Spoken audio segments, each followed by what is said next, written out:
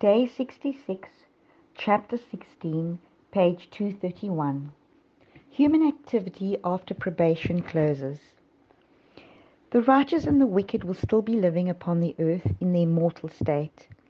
Men will be planting and building, eating and drinking, all unconscious that the final irrevocable decision has been pronounced in the sanctuary above.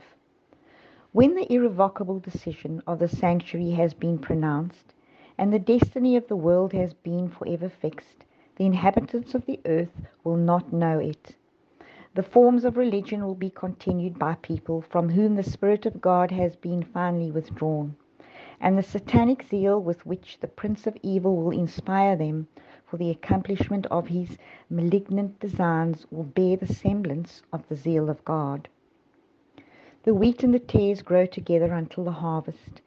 In the discharge of life's duties, the righteous will to the last be brought in contact with the ungodly. The children of light are scattered among the children of darkness, that the contrast may be seen by all. Christ declared that when he comes, some of his waiting people will be engaged in business transactions. Some will be sowing in the field, others reaping and gathering in the harvest, others grinding at the mill. Unbelief and forbidden pleasures continue. Skepticism, that which is called science, has to a large degree undermined the faith of the Christian world in their Bibles. Error and fables are gladly accepted, that they may pursue the path of self-indulgence and not be alarmed, for they are striving not to retain the knowledge of God. They say, tomorrow will be as this day, and much more abundant. But in the midst of their unbelief and godless pleasure, the shout of the archangel and the trump of God is heard. When everything in our world is busy activity, immersed in self-ambition for gain, Jesus comes as a thief.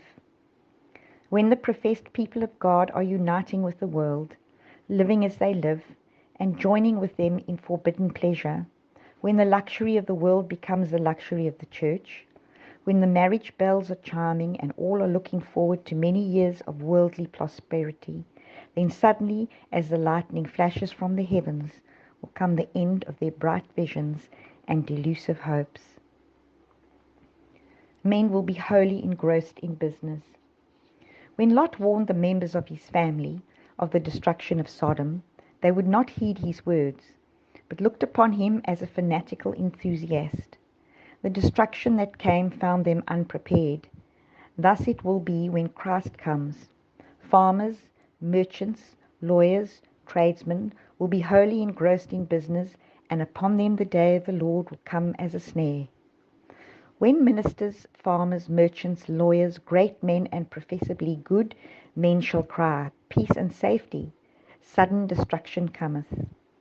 Luke reports the words of Christ, that the day of God comes as a snare, the figure of an animal prowling in the woods for prey, and lo, suddenly he is entrapped in the concealed snare of the folder. When men are at ease, full of amusement, absorbed in buying and selling, then the thief approaches with stealthy tread. So it will be at the coming of the Son of Man. Religious leaders will be full of optimism. When the reasoning of philosophy has banished the fear of God's judgments, when religious teachers are pointing forward to long ages of peace and prosperity, and the world are absorbed in their rounds of business and pleasure, planting and building, feasting and merrymaking, rejected God's warnings and mocking his messengers, then it is that sudden destruction comes upon them, and they shall not escape.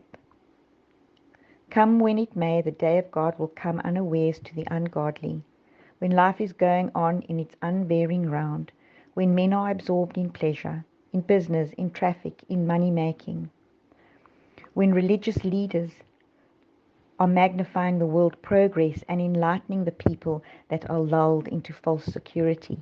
Then, as the midnight thief steals within the unguarded dwelling, so shall sudden destruction come upon the careless and ungodly, and they shall not escape.